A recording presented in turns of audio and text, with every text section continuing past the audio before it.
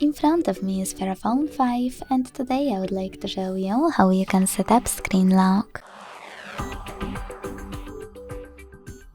Begin by opening settings and scrolling to click on security.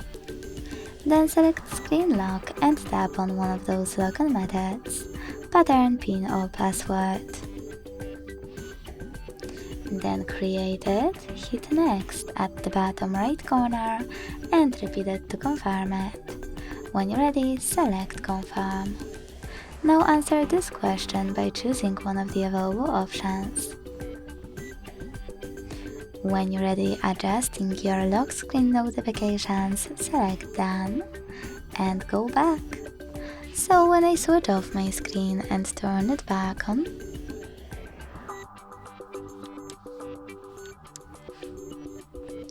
I can see that pattern is required.